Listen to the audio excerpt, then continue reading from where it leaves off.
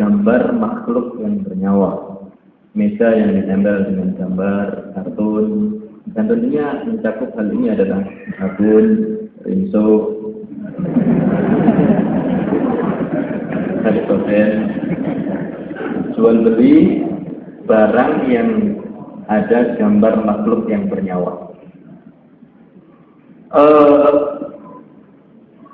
Jual beli demikian ini pernah ditanyakan kepada sebagian ulama, karena umumnya produk-produk itu juga dengan gambar. Produk-produk itu semuanya dengan gambar. Tapi gambar-gambar itu kemudian dirobek-robek. Seperti sabun, akhirnya gambar dibuka, kan tidak dipajang, tapi dibuat.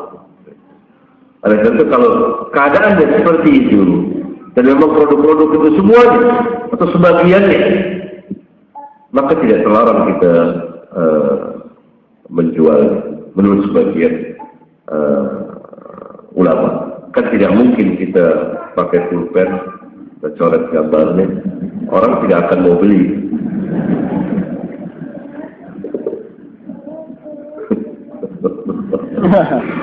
Problem. Iya. Pertanyaan berikutnya, bagaimana hukum seorang yang memberikan uang muka atau DP dengan aturan jika pembelian dibatalkan maka DP tersebut tidak dapat diminta kembali? Apakah hal tersebut termasuk akad yang dibolehkan? Satu contoh, jika kita membeli tiket pesawat atau tiket kereta api dan kita batalkan, maka harga tiket kita dipotong 25%. Apakah hal tersebut dibenarkan dalam ini karena sudah merupakan suatu peraturan? Ya, ini kita membeli sesuatu dengan DP. Ya. Atau kita membeli seperti tadi, contoh, lalu uang kita DP, uang muka itu hilang, uang muka itu hilang atau dipotong sesuai dengan perjanjian. Dalam jual beli tentu yang pertama kita tanyakan, adakah larangannya? Kalau tidak ada larangan, maka dia tidak terlarang dalam Islam. Ini maksud bab muamalah. Ada sebuah hadis yang melarang masalah ini. Tetapi hadis ini diperselisihkan antara sah dan tidak. Bahkan yang lebih kuat apabila kita merujuk kepada kaidah-kaidah yang ada dalam ilmu hadis, hadis ini dhaif. Antum bisa membaca di kitab-kitab hukum atau di kitab-kitab syarah hadis seperti kitab Nail Al-Awtar Imam Al-Shawkani rahimahullah ta'ala. Ketika hadis tersebut yang melarang mengambil uang muka itu dhaif, maka dia tidak bisa menjadi hujjah.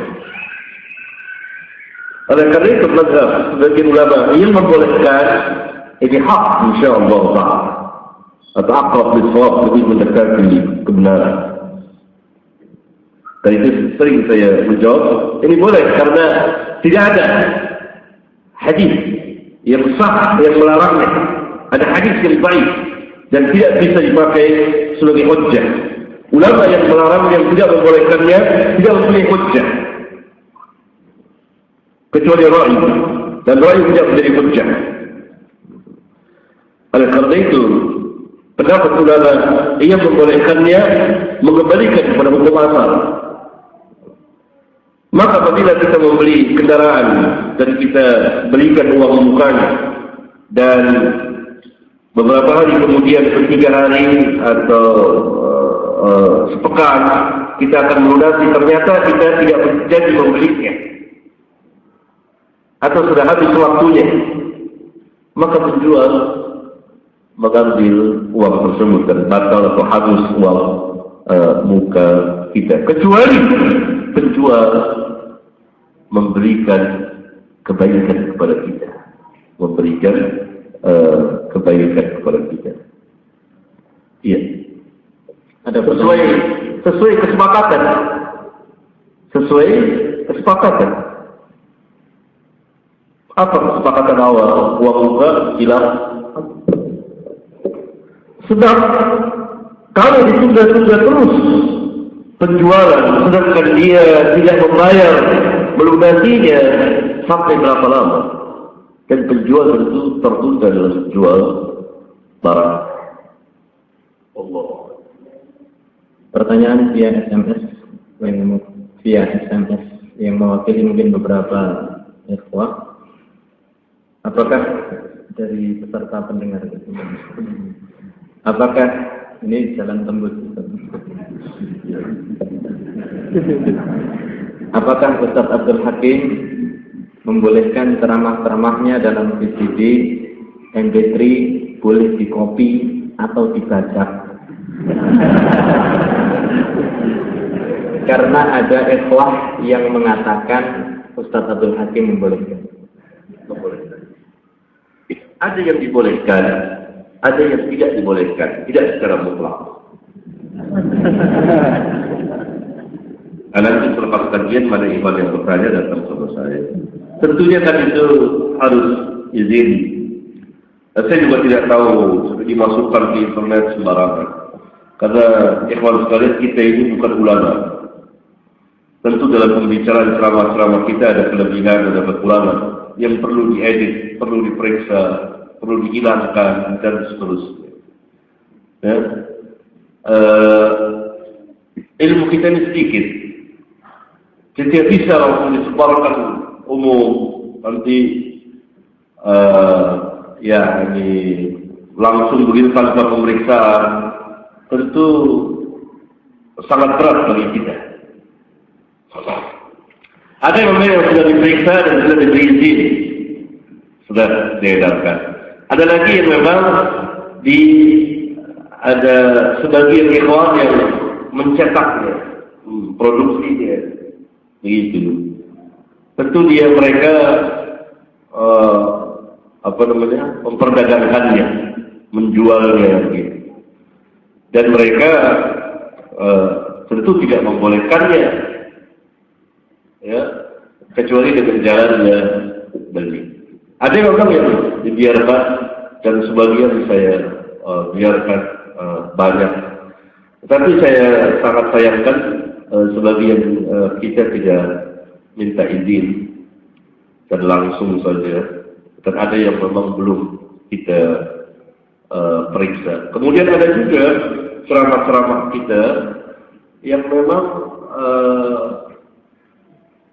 tidak untuk umum langsung, ya, karena mungkin nanti akan menimbulkan hal-hal yang tidak baik, ya, seperti di majelis Sabtu, setiap hari Sabtu saya mengkaji Sahih Bukhari.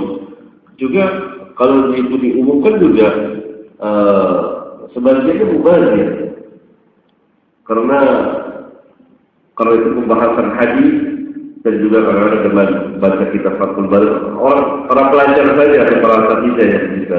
Orang umum juga kan bingung juga kadang-kadang bingung pada hadis, bingung apa pembahasannya itu. Ya. Jadi perlu dipilah-pilah.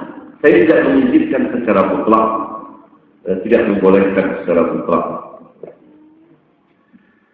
Alangkah bagusnya ada salah seorang akhwat, dia mempunyai sarana untuk mengedarkan, dia meminta izin SMS. Saya bilang tunda dulu, saya tidak tahu berapa banyak, nanti saya tanya kepada kawan apa-apa saja. Akhlaknya bagus sekali, dia minta izin. Tapi tahu barangkali ada yang perlu dihilangkan, ada yang perlu karena keterbatasan apa yang ada pada kita. Keterbatasan ada yang apa yang ada pada kita. Karena bahasa lisan beda dengan bahasa tulisan. Bahasa tulisan kita bisa mengoleksinya, mengulang-ulang, itu pun sering terjadi kesalahan. Bagaimana dengan bahasa lisan? Harus ikhlas, hati-hati. Karena kita berbicara tentang din, dan tentu di sana sini masih perlu diperbaiki dan banyak sekali kekurangan. Pertanyaan dari akhwat, apa hukum memakai baju anak-anak yang bergambar kartun?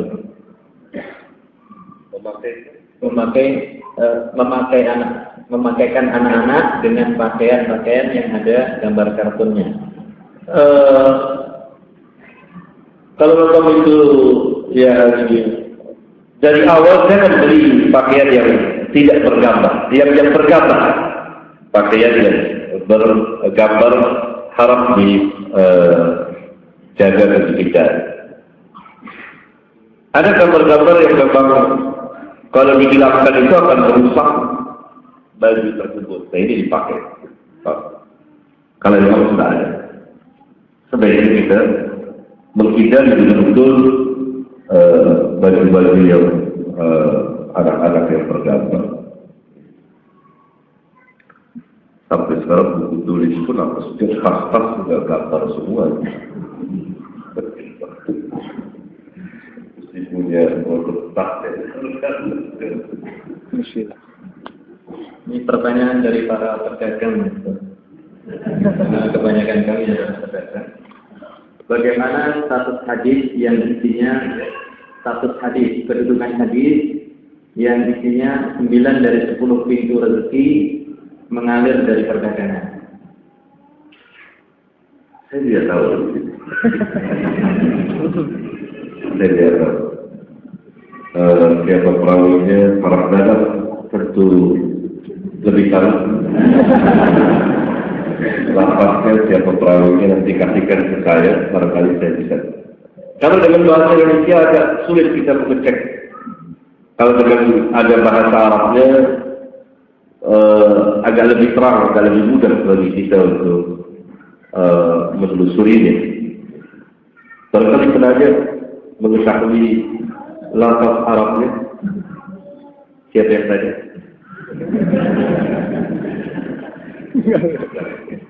Pertanyaan selanjutnya, seseorang apabila meminjam dalam mata uang tertentu, apakah dia juga harus mengembalikan dalam mata uang tertentu? Misal, apabila seorang meminjam kepada orang lain dengan dalam bentuk mata uang rial atau dinar atau dirham, maka apakah boleh dia membayar dengan mata uang lain ataukah harus dengan mata uang yang dia pinjam tersebut? Apabila nilainya sama, tidak apa-apa, karena sama-sama uang. Yang dia adalah nilai. Adapun uang antara real dengan rupiah, antara rupiah dengan dolar, sama juga kita menukar uang di Indonesia, nukaran uang kan satu. Apa hukum menerima hadiah dari bank? Tidak boleh, harta biji satu buah trompet. Tidak boleh. Bagaimana dengan menerima hadiah umroh? Karena sifatnya kita di bank ini dalam keadaan darurat. Ini yang dibuka oleh ulama. Karena tidak ada jalan dari kita untuk memudahkan transfer, pembayaran dan lain sebagainya, kita membuka rekening untuk keamanan uang kita dalam jumlah yang agak sangat berat untuk disimpan di rumah, ya, seperti orang-orang dahulu di bawah bantalnya, kan tidak mungkin lagi sekarang itu, maka disimpan di bank. Apa hukum membeli barang-barang yang di dalamnya sudah terdapat asuransi? Misal tiket bis, dan yang juga sedang marak sekarang ini adalah jual beli voucher yang di dalamnya sudah mengandung asuransi voucher HP. Iya, jual beli tertentu itu. kalau ingin jadi distributor sudah tercakup di dalamnya paket offline. Yang terlarang adalah kita yang memulai, kita yang masuk dalam asuransi. Apabila kita membeli sesuatu dan itu kartis kereta api, kartis tiket pesawat, ya kan, bus dan lain sebagainya, itu karena asuransi sudah melibatkan segala sesuatu. Dan ini tidak terlarang. Tentunya kan kita tidak bisa beli tiket pesawat tanpa asuransi, ya. Itu sudah sekalian. Yang terlarang kita yang memulai. Sama seperti yang mendengarkan musik dilarang. Kita yang mendengarkan memulai. Tetapi kalau terdengar musik oleh kita dari kiri kanan, ini tidak terkena kepada kita. Jadi kalau kita memang sengaja mendengarkan musik itu yang terlarang. Sekarang di mana-mana ada musik. Hatta di WC, di toilet umum disetelkan musik. Itu bukan kita yang memulai. Itu kita mendengar kedengaran musik itu kepada kita. Bukan sengaja. Demikian juga dengan asuransi ini. Asuransi kita. Nah, persoalannya bagaimana kalau terjadi sesuatu? Boleh tidak diambil itu? Jawabnya tidak tentunya. Karena ini bagian dari riba. Sebagian ada yang mengatakan ambil tapi infakkan saja kepada yang untuk keperluan. Karena asuransi ini yang bisa masuk ke dalam bab riba, masuk juga ke dalam jual beli gharar, masuk juga ke dalam maisir judi. Karena dia akan mengundi nasib. Ya, apabila terjadi kecelakaan, kalau tidak terjadi kecelakaan, maka dia tidak memboleh uang. Ada unsur perjudian. Rumah gedung diasuransikan. Kalau tidak terjadi kerusakan kebakaran, maka dia tidak memperoleh. Kalau terjadi kerusakan sesuatu, maka dia akan memperoleh keuntungan yang sangat besar. Karena itu sering terjadi penipuan di dalam asuransi ini. Seseorang mengasuransikan gedungnya. Dia sendiri yang membakar. Menyuruh orang membakar gedungnya agar dia memperoleh keuntungan yang besar dari asuransi sehingga dia bisa dapat membangun sebuah gedung. Karena itu pihak asuransi apabila terjadi sesuatu menyelidiki betulkah gedung ini terbakar dengan sendirinya akan dibakar. Iya. Ustaz, bagaimana hukumnya hadiah-hadiah yang dijanjikan dari produsen ke distributor atau agen-agennya jika penjualannya mencapai target? Maka dia akan dapat hadiah. Dan tolong dijelaskan batasan-batasan hadiah yang dibolehkan dalam jual beli.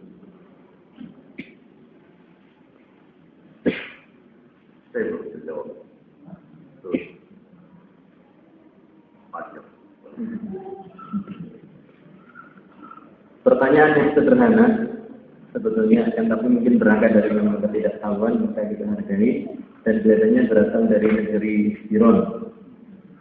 Macam manakah? Apabila seseorang itu membeli sesuatu barang, kemudian beliau menjual dengan harga yang lebih mahal dari yang beliau beli pada orang. Contoh, membeli unta dengan harga 1 juta, tapi dijual dengan harga 3 atau 4 juta. Apakah ini riba?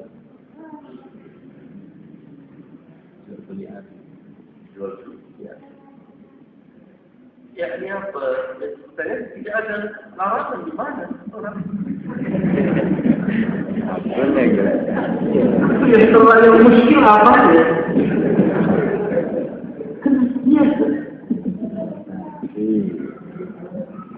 Seorang sahabat pernah diperintah oleh Rasulullah SAW menjual atau membeli seekor kambing dengan uang seharga 1 dinar.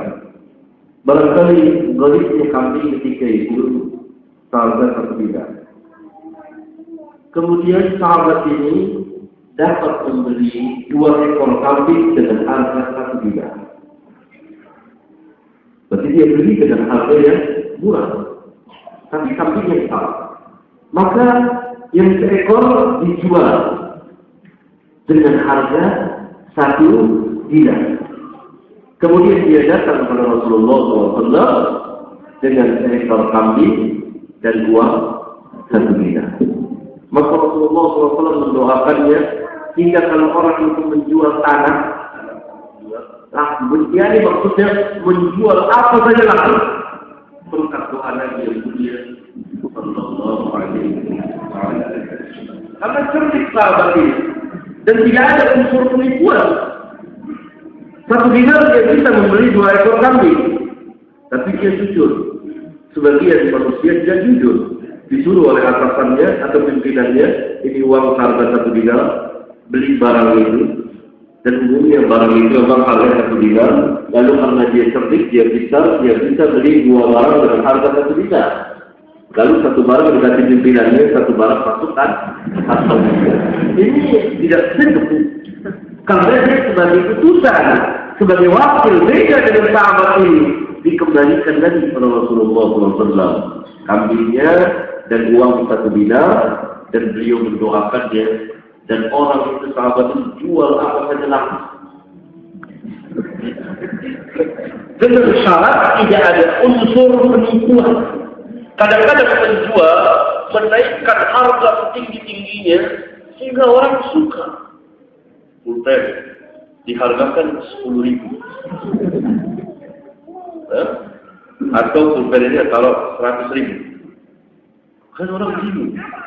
Pulpen seperti ini 100.000. Orang menawar kalau dia lugu dia tidak tahu 50.000. Padahal harganya mungkin 5.000. Ini ada unsur penipuan. Yang menjerumuskan orang. Tetapi kalau dalam batasan-batasan yang wajar, tidak mengapa. Dalam batasan-batasan yang wajar. Kadang-kadang orang jual lebih mahal. Kalau dia terus-menerus, ini pun akan merugikan dia. Lihat sahabat tadi. Dia membeli kambing, 2 ekor kambing dengan harga 1 dinar. Mungkin saja orang kalau jual murah mungkin banyak orang jual murah karena ada kalanya orang butuh uang. Kemudian dia menjual lagi, tapi dia tidak jual 2 dinar, 3 dinar. Hal yang berlaku ketika itu wajar 1 dinar. Maka dia jual 1 dinar yang seekor. Kalau dia jual yang 1 ekor 2 dinar, tidak laku. Karena kemahalan. Hanya orang-orang yang bodoh yang mau beli. Maka penjual harus melihat. Jadi berapa dia menjual? Tidak ada batasan-batasan harga. Mana ada kambing batasan harganya besar. Di kampung lebih murah harga kambing daripada di kota. Kan begitu. Tapi kalau kita beli di kampung 1 ekor kambing bawa ke kota, jadi mahal. Karena biaya angkutnya berapa kali lipat. Ya. Bagaimana hukum makanan yang halal, tapi di dalamnya ada zat-zat yang bisa memudaratkan pembeli, seperti MSG, pengawet, pewarna, pemanis buatan. Karena sudah banyak fakta bahwasanya bahan-bahan tersebut menimbulkan penyakit paru-paru, kanker, tumor, dan lain-lain. Apa hukum jual beli makanan tersebut? Kalau itu bukan zat yang haram, tetap boleh. Karena kemudaratan itu disifat ya, perlu pemeriksaan lebih lanjut. Karena hal-hal yang mudarat sekarang itu begitu banyak berkembang. Kita cukupkan sampai di sini. Mudah-mudahan apa yang telah disampaikan Ustaz bermanfaat bagi kita semua, menambah keilmuan dan keimanan kita semua dan ketakwaan. Jazakallahu khairan. Sallallahu ala nabiyyina Muhammad. Subhanakallahumma wa bihamdika asyhadu an la ilaha illa anta astaghfiruka wa atubu ilaik. Assalamualaikum warahmatullahi wabarakatuh.